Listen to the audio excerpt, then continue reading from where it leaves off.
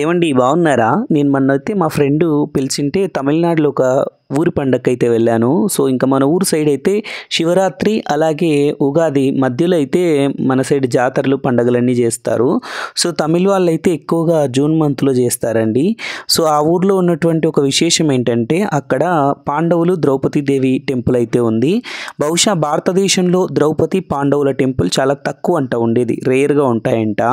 So, north ఇండియాలో అక్కడక్కడ ఏదో ఒకటి ఉండేది. 1, 2. సో, ఇక్కడైతే ఇక్కడ అమ్మవారికి ఆలయం కట్టడం అన్నది జరిగింది. ద్రౌపది దేవి, పంచ పాండవులు కూడా ఉన్నారు. సో, ఇక్కడ మీకు వీడియోలో చూపిస్తున్నాను చూడండి. సో, ఇక్కడ పండగంతా అయిపోయినాక ఏంటంటే రెండో రోజు పండగ అయిపోయినాక రెండో రోజు వచ్చేసి ఇక్కడ నిప్పుల గుండం అయితే పెట్టారు. నిప్పుల గుండం కూడా దొక్కుతున్నారు. సో, బగబగా మండిపోతున్నాయి నిప్పులైతే. ఆ నిప్పుల్లో ఎట్లా నడుస్తున్నారో చూడండి మీరు కూడా. మీకు కూడా చూపిద్దాం అని చెప్పేసి ఈ వీడియో నేనైతే చూపిస్తున్నాను.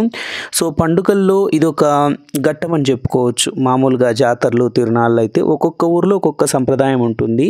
ఒక్కొక్క ఆచారాన్ని అయితే పాటిస్తారు. సో, మన ఆంధ్రప్రదేశ్లో అయితే మన తెలుగు ఆచారం, తెలుగు సంప్రదాయాలు పాటిస్తారు. సో, తమిళనాడులో కూడా సేమ్ ఇట్లా డిఫరెంట్గా ఉంటుంది వారి కల్చరు, వారి ఆచార వ్యవహారాలు కూడా. సో, ఇక్కడ ఈ నిప్పుల కొలను అయితే అందరూ తొక్కుతున్నారండి, నిప్పుల గుండాన్ని అయితే. సో, మాల వేసుకున్నారు అనుకుంటాను వీళ్ళైతే.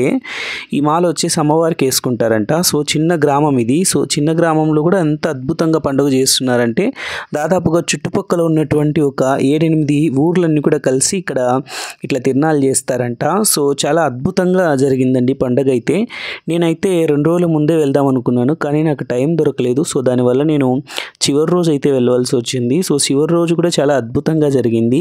సో, అన్ని ఊర్ల వాళ్ళు వచ్చేసి ఇక్కడ ఈ ఉత్సవంలో పాల్పంచుకున్నారు. సో, మన సైడ్ అయితే పీర్ల పండగకి ఇట్లంతా నిప్పులేసి నిప్పుల్లో దొక్కుతూ ఉంటారు. సో, వీళ్ళైతే ఈ పండగకి ఇట్లా చేస్తూ ఉంటారు. సో, ఇంకా ఆలయం లోపలైతే చాలా అద్భుతంగా ఉంది అమ్మవారి శిలా విగ్రహాలు అయితే. సో, ఇంకా పంచ పాండవుల సమేత ద్రౌపది దేవి ఆలయం ఉందండి. ఇది చాలా అరుదైనటువంటి ఆలయం. భారతదేశంలోనే చాలా తక్కువ ఉన్నటువంటి ఆలయాల్లో ఈ ఆలయం కూడా ఒకటి. సో, ఈ ఊరికి పాండవులకి ఏదో సంబంధం ఉన్నట్లయితే ఆ ఊరిలో ఉన్నటువంటి వారు చెప్పడం జరిగింది. సో, ఇక్కడ సంవత్సరానికి ఒకసారి ఇంత అద్భుతంగా చేస్తూ ఉంటారంట. సో, ఇంకా అలాగే నేను వెళ్ళేటప్పుడు చూశాను బస్సులో, ఎంత అద్భుతంగా ఉందంటే తమిళనాడు అంత అందంగా, అంత అద్భుతంగా కనిపించింది నాకైతే.